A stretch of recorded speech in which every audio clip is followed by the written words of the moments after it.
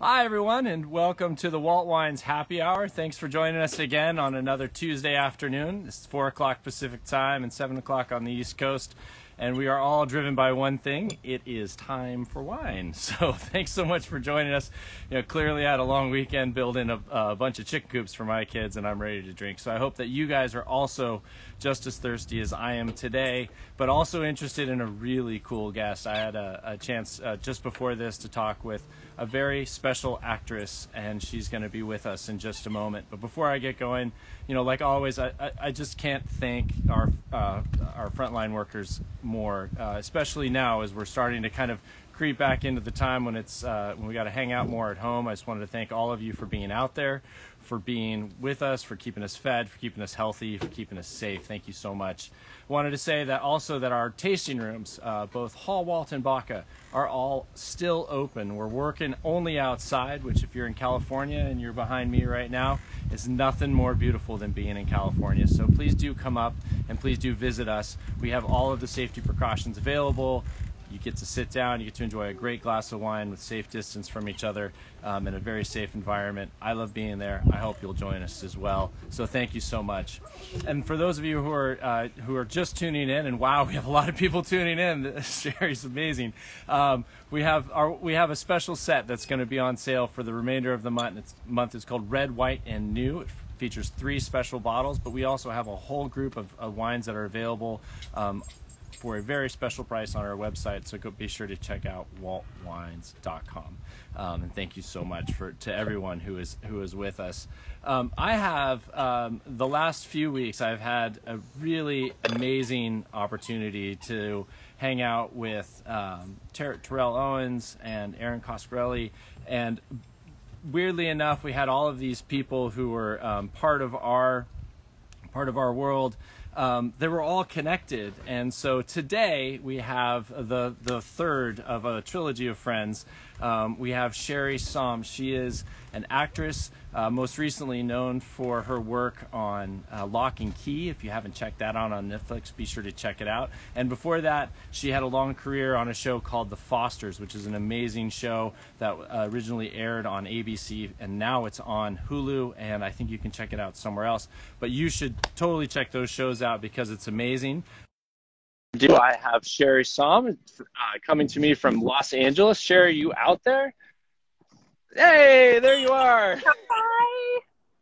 Thanks so much for joining us. Beautiful background. Where are you at right now? Same to you. Look at that. We look like we're in the same place. Well, are you back there? It'd be a lot more fun to just do it. I'm just kidding. Thank you so much for joining us today. So you're friends with Terrell and Aaron, and now we have you on, and that's just really incredible. Yeah. Well, thank you, and thank you for having me, and thank you for sending me this incredible wine. Well, we haven't sent it to you yet. I would love to pour you a glass of Chardonnay if that's all right. Could you hand it down to me? I can. Thank you so much for asking. So I've got there it is. Cool. All right. Oh, thank you. Wow. Thank you so much. It's amazing. Incredible. It gained a cork somehow from Marin County all the way down to you in Los Angeles. Oh, your wines are magic that way, I guess. Well, hopefully it'll have some magic for us this afternoon. Well, cheers to you. This is our 2018 San Giacomo Chardonnay. So how's everything been? How are you guys doing? Your family? You have twins, I know. So how are you guys holding up? Sherri, I think I lost you. You lost me? Can you hear me? Oh, shoot. Yeah, it paused for a second. You're good. Okay. Yeah, we're doing well. We're just, like everybody else, making the most of every day and, finding the silver linings. It's been great to, spend all this time with my kids because I have things going on that would have taken me away and I would have missed a lot of time with them. Mm-hmm. So it's a blessing. They drive me insane, but it's still a blessing. Yes, they do. Absolutely. They drive me insane. But that's what we have wine for. I think someone told me that. So is there, so where does wine land in your family? Do you have wine at the table every night? And, what wines are you most fond of these days?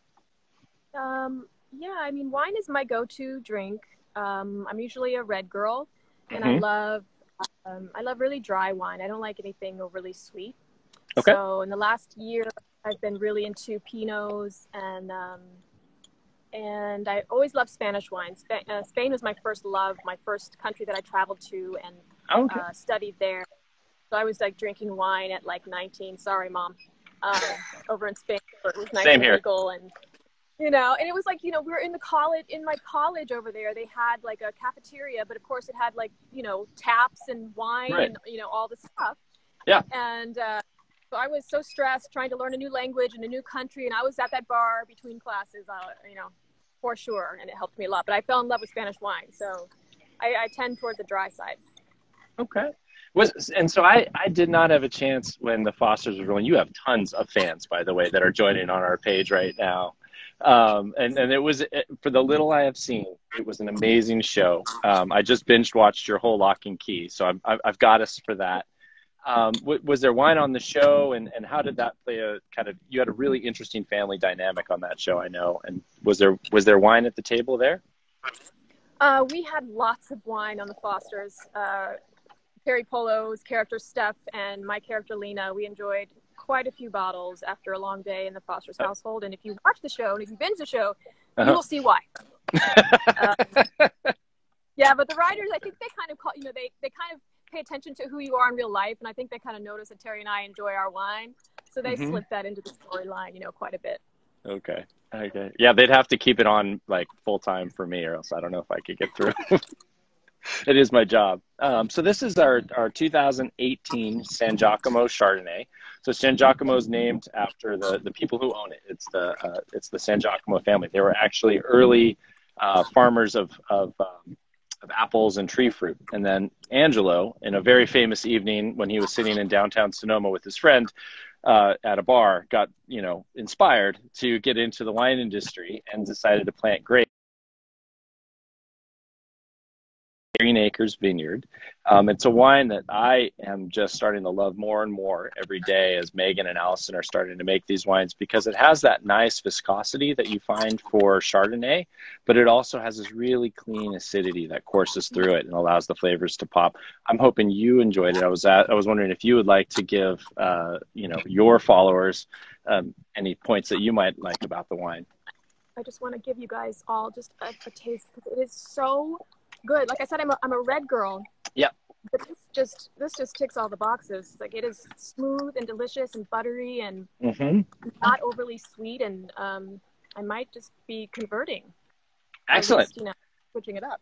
And I know you guys are going to do a reading of the pilot of the Fosters, so you need to let me know when that happens, so I can send you some reds and whites for you guys while you're doing the show. Thank you. Yeah, it's going to be actually really soon. It's going to be on the 16th. Oh wow! I got to hurry up. Yes, hurry, please, FedEx. We are doing it to support the Actors Fund, and it's going to be incredible. I haven't even seen it yet. We're just really excited to put it out there for the fans, and I hope everybody tunes in and watches and supports. So. Well, I mean, I'm sure I'll be tuning in. Like I said, I got to get my kids to know the show. So, so you have a lot of fans on board. We have some fans. I think your fans outnumber our fans, so I appreciate you coming on. Wanted to get a couple quick fire questions just to get to know you a little better, if that's all right. So we've prepared some of these questions. Your job is to answer them in less than 5 words. Oh gosh. Okay. Okay. So, what did you have for breakfast? Oatmeal with blueberries. Oh. Character you would love to play again? Lena Adams Foster. Lena Adams Foster, come on. Who in history of all history, would you like to share a glass of Chardonnay with? Oh my gosh. Jesus. Okay. He was a connoisseur, right? He clearly had the biggest dinner of all time, for sure. Jesus, maybe Nelson Mandela. I don't know. That's a really hard one. So many good ones to pick, but Jesus would be my number one, I think. Yeah, Jesus would be pretty high on my list. I think I don't know if I can actually outdo you on that one, so I'm going to just take that one. Good job. Which is an easier gig preparing for? A TV series or a film? Oh I mean, to me, it's all the same. It's all the same. It's all just Okay. storytelling. The only preparation that's different is the length of time that you're committed to it. So that's all just logistical stuff. But for me, it's all the same. It's just absorbing the story and telling to your best ability. Okay. All right. And then if you had to use the anywhere key right now, where would you go? Oh my gosh. Well, funny you should ask, because tomorrow at 8 a.m., my family and I are supposed to be on a plane to Barcelona. Oh, wow. But for obvious reasons, they don't want us there. Yeah. Yeah. So this class is also in mourning for what might have been. But I would love to be in Spain, because we go to Spain every summer right now, right at this time. Okay. Yeah, California is beautiful and I can't really complain, but you know, Spain is such a big part of our lives. So I would use that anywhere key, and I would be on a beach in southern Spain right now. Yeah, no, I would love to be in Barcelona or Mallorca or Ibiza. I mean, those aren't, I know, necessarily Spain, but it's all in the Mediterranean. That's where I want to go. So, yes. and I work in wine. So, I mean, I guess I probably should be happy with what I'm doing. Just a kind of a couple questions I want to ask generally about the acting industry right now, since you've got a fundraiser going. What's happening in the industry, in the industry of television? How are, things going? How are you guys actually getting work done? Is there like auditions online? Yeah, I mean, self-tape has been around for a long time. It's kind of like the second option if you can't go in person, but it's becoming more the norm. Self-tape for auditions. And the industry has been creeping back slowly. We finally got a protocol of sorts going, so that you can comply with the protocols and you can show that you have, these certain things in place. They're allowing certain productions to continue, but it's just really hard when you think about all of the stuff that happens, all the location shooting and the group scenes and the crowd scenes, and like, I can't imagine writers who must be just spinning, trying to think of like, well, how can we shoot this if we have to be in a courtroom, or, so many logistics that just are, to me, mind numbing. I'm so glad I do what I do and not like a line producer who has to figure out all these things and scheduling, and, or how do you do a love scene right now? Like what it's That's right. Like, I don't even know how you would do that. I mean, SNL had a really great skit with Daniel Craig like a couple months ago about, fun of like a soap opera trying to do a love scene with like shields of glass. It was hilarious. But that's pretty much what we're trying to do, is figure out how we can tell stories and be, without, the intimacy of the two characters is what really builds a lot of the love stories and a lot of the different, I mean, I don't know how you would have done it in the Fosters without, being able to show closeness, right? It would have just looked like everyone was hanging out. Yeah. So it's challenging, but, as they say, in Hollywood, the show must go on. And these, this industry is so determined and so focused on how we can make this happen, because storytelling is really important, even though it's not an essential service per se. Oh, there's a helicopter, sorry. That's all right. That's okay. It's LA. I know it happens all the time. It's live TV, so. It is essential in so many ways, storytelling and connecting and empathy and entertainment, all of that stuff is crucial to our way of life. So, we're trying to get there, and we will. So we have a couple questions coming in from on our Instagram page.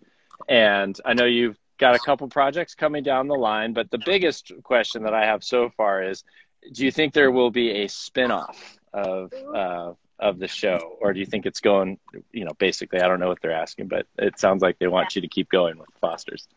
Trust me, we have talked about this many times. Joanna Johnson, one of the producers of the Fosters, we've had conversations. We know that there's there's an interest out there. Obviously, Terry and we're doing other things and we're moving on, but there's such a soft spot in our hearts for those characters and for the show and for all of the possibilities that haven't been mined. Just, I wouldn't feel this way if I didn't get that kind of feedback all the time from people that I hear from on social media or in person, who just say like, why couldn't there have been at least a 6th season? Why, there was so much you guys could have. I'm like, you're preaching to the choir, people. So I'm open. I'm open. like the gig of a century, of a lifetime. And obviously there's no one who doesn't know how much I love Terry Polo, and it would be a dream. But, you know, all kind of things have to come together, and it's all kind of, you know. Well, they're going to wait, I think, for everything to really interlock on this show. And then, but, you know, so speaking of lock, so you just recently, I think this was a big success for the season. You are.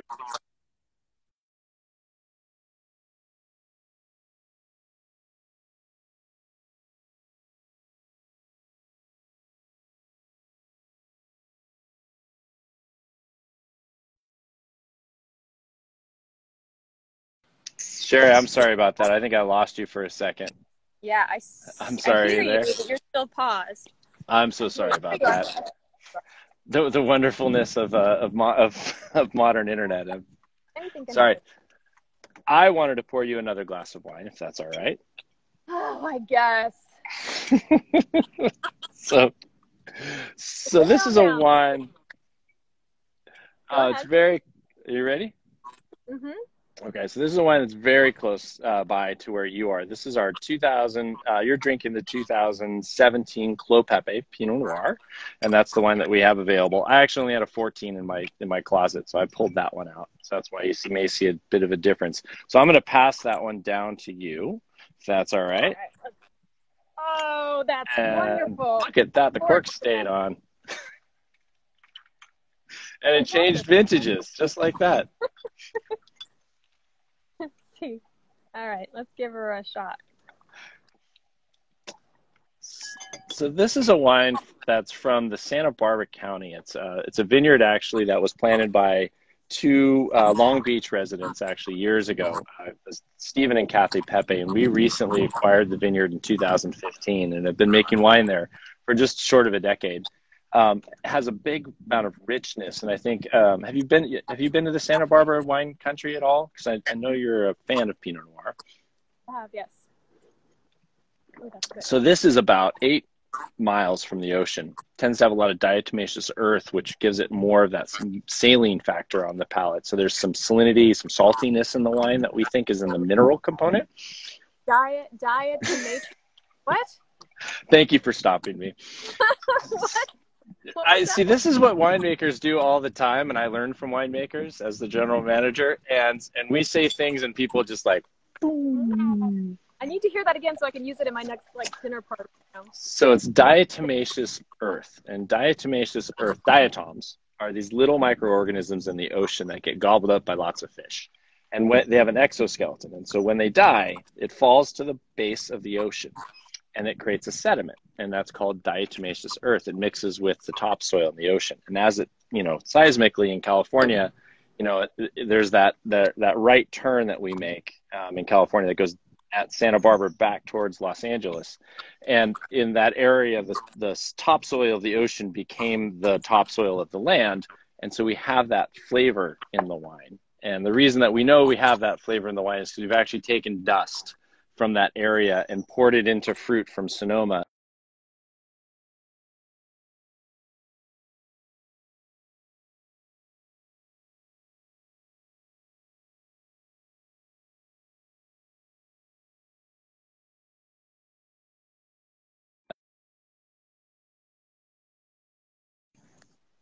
Still there? Still here. About that. Poured it into fruit from Sonoma.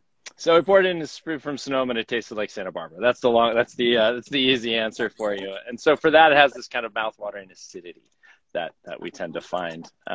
Anyways, and nice concentration. So cheers to you. I'm interested to see what your take is on, because you're more of a red girl. What your take is on the wine? It's very peppery. Yeah. And rich, and peppery is the first thing that comes to my mind, but it's delicious. Thanks. Need a moment. That's okay. So Clos Pepe, nice richness to it. That's great acting, by the way. I'm just kidding. So we're looking for richness and flavor. We're looking for bright acidity. We're looking for that mineral complement on the palate. And really, these are the kind of wines that we think are most distinctive from the Santa Barbara area. It's this part of California that you see berries, you see lettuce. You don't see a lot of wineries, but you see a lot of vineyards, and the vineyards are really awesome. Oh my gosh, you're like the most popular person I have ever seen on Instagram. I have so many questions coming at you. Anyways, sorry. So I'm going to get to some of those questions, but I wanted to get back to Lock and Key, if that's all right, because that just debuted in February, and your second season was, or in March, and your second season was just confirmed. So congratulations on the success of the show. Thank you. What was it like making it? You know, and tell me a little bit about what it's like. You're a mom, but you're actually raising young actors through that show, because that was a show, kind of a coming of age show. Yeah, I mean, it was an incredible experience. I got to work in Toronto, which I'd never been to Toronto before. And there's so many amazing people who live in Toronto. Hi, Jane. And near Toronto. But the cast was incredible. You know, I did get to work with these young kids, and the young kid who played my son, Kobe Bird, was extraordinary. And he was a super fan of the graphic novel, which the show is based on. Right. And so he was educating me left, right, and center about the origin stories and all of the factual things. And I love that his character in the show is they don't really come out and say, oh, he's autistic, but it's kind of implied here and there throughout the original graphic novel. And they cast Kobe Bird, who is autistic. And he's an incredible talent. He's an incredible thespian. He actually is in a troupe of actors in LA that are just autistic, fully artistic actors. That's awesome. He got this call that and he looks like the character in the graphic novel in the series. And it was just the most perfect, like, lightning in a bottle casting. I was so happy for him, but he taught me a lot. It was cold as hell. But Toronto was so great. It was like 6 months I was up there. But it was amazing. I mean, it was such an incredible pedigree of Joe Hill, who's Stephen King's son, who was one of the creators of the series. I just can't say enough great things about it. And I just love that my character, sorry, spoiler alert, went into the Netherlands, but I was not, I didn't disappear totally. I'm still in the ether. So there's so many things that can happen. Yeah. So are you shooting already for the next season? No, season 2, I believe they're planning for, hoping for, everything is so uncertain right now, but they're for like a fall, I believe, or maybe winter start. Okay. Wow. So colder. You're just going to get right back into it when it's like literally 0 degrees in Toronto. Yeah. Yeah. But I wouldn't mind. I'm sorry to hear that. You are welcome anytime you need to take a break to fly back to California, visit the winery. We can feed you some Pinot Noir. Thank you. Yes. Yeah, no, for sure. So we have some other questions if you'd like to, from your fans, if that's all right.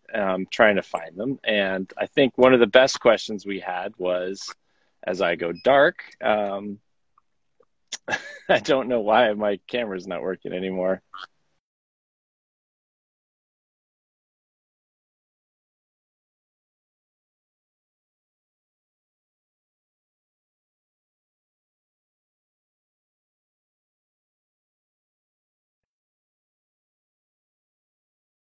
Really like to play. Oh, here you are. Yeah.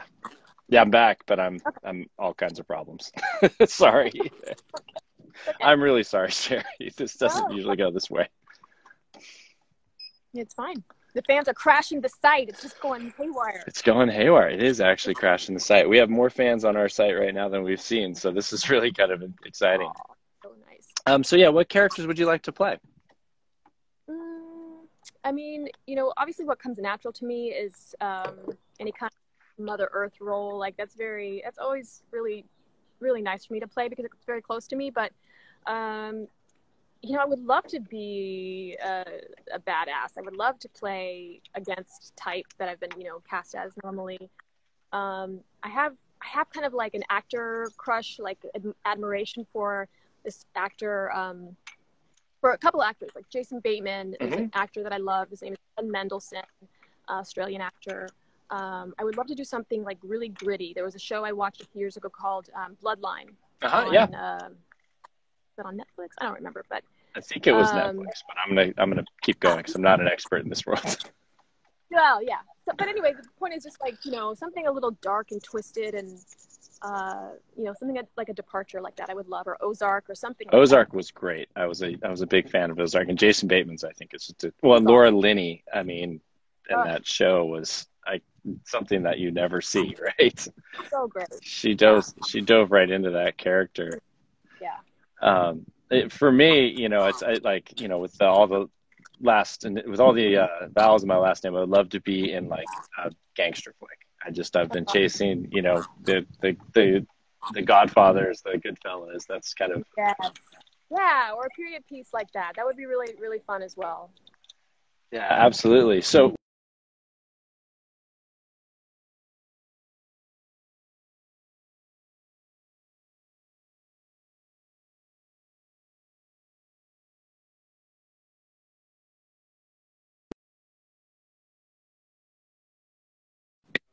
Nadia was asking, what role would you really like to play? Sorry about this, Sherri. Are you That's there okay. now? Mm-hmm. She said, "What was your favorite role you've ever played?" Oh gosh. Oh, well, I mean, it always just pops back into my head. I mean, it's Lena Adams Foster from The Fosters. It was life changing. It was magic. It was everything an actor could ever hope for. I mean, hands down. Awesome. How about this from another fan? So she's asking you about your Grey's Anatomy, and what was your experience like on Grey's Anatomy? Well, it was too short. I'll tell you that right now. It was just such a quick flash over there, but it was great. I mean, the cat, it's such an oiled machine. I mean, what are they in like season 970? It's like the longest running show in the history of the world. But you know, it was great. I got to work Yeah, with Debbie Allen, who I'd worked with before on a show. But you know, the cast was so welcoming and wonderful, and it's such an inclusive, wonderful, diverse, you know, creative, collaborative kind of place to be. You know, I felt a little weird because, you know, I felt like I was cheating on Steph. I mean, it's so strange. You know, like it felt a little like worlds colliding in that sense, but it was great. It was just lovely. I would love to go back to that show at some point, maybe in a different incarnation, you know. so question from the winery is, if this was an actor, what actor would this be? Ooh, it's a little spicy, a little peppery. Uh-huh, okay. I have to say, who would it be? Viola Davis. Oh, all right. That's a Yes. good answer. Yeah, I will definitely. Yeah. Um, that's a great answer. How about the Chardonnay? What do you think of that? So something a little bit more crisp, a little bit more buttery. Let me taste it again, just Okay. for, you know, business purposes here. Uh-huh. That is Terry Polo. What do you know? Terry With Polo. Terry Polo. I was going with Meryl Streep. She's got this kind of raciness to her, but it's, you know, it's silky smooth through the whole Right. thing. That's Terry too, though. Just like, you Terry know, too? Yeah. just butter. It's just like butter. Yeah. So, in terms of, how about in the Los Angeles areas, like restaurants that you might miss? Are there restaurants out there that you just can't wait to get back into? Are there, Um, yeah, I mean, we have this neighborhood place that we go to. It's nothing fancy, but it's incredible pizza, and anyone knows me knows I love oh, pizza. Love pizza. okay. Called Town Pizza. I'll give them a little shout out. Hey, Highland Park town. Town Pizza. But it was always like our Friday night thing. You know, we always would take the boys and go to Town Pizza, and it's just like a really hippie, you know, kid friendly, laid back, but really good pizza. Mm-hmm. But luckily, they're still open for takeout, so we still make it. You know, just like we all are doing right now in this time. Like the littlest things are, you know, just something to look forward to. So every Right. Friday we still go down to Town Pizza. We get the takeout. Sometimes we just sit in the car with, you know, some tunes for the kids and eat. You know, I guess I just miss the option to go out. Right. The ability to say, "Hey guys, let's just all go have a meal together. Let's do something." I absolutely agree. I have to say that I've been cooking a lot. I'm not a great cook, but I cook stuff, and I've Okay. had real like family experience. Like 4 out of 5 nights a week, we are at that dinner table. And that's something I always paid lip service to, like, oh, I want to have, you know, but we are doing it, and we are doing it hard. Like, I wear an apron. I wear an apron. I am chopping onions with my apron. Just crying. Are you just crying coming down? Yes. Crying, trying to hide my real tears under the onion tears because it's so stressful. But no, but we've been having a great time, like setting the table, sitting down, asking the boys, you know, what was their favorite part of the day. And I really can't complain. You know, it's been education. Yeah, I can't agree more. I mean, we've wine on the table at the house obviously is the thing, but you know, kind of at 5:15, 5:30, we all kind of come to. It's really great. So oh, there you are again. Sorry, and I apologize, by the way. I'm so sorry. My internet is falling apart today. There's wine. No, you never have to apologize when there's wine. This is true. You come back. Fine. This is true. Well, I wanted to let you say anything you wanted to. You've been so gracious to come on, especially with all the technical problems I've had on my side. Wanted to just give you a chance to say, you know, anything to your fans who are here. You have a lot of fans who have come on to say hi. What's actually kind of incredible for me is watching them tell personal stories in the comments section about the way that you've touched people, about the way that show, I think, really brought an emotion out to people and supported people. So I'll give that to you. Well, I'll tell you right now, you know, I don't spend an inordinate amount of time on social media, but I know I see a lot of these messages that are saying, you'll probably never see this, but, or I just wanted to I read those things constantly, and not just out of like an ego point of view, but it is so, yeah. It is, it's really the whole point of what I do.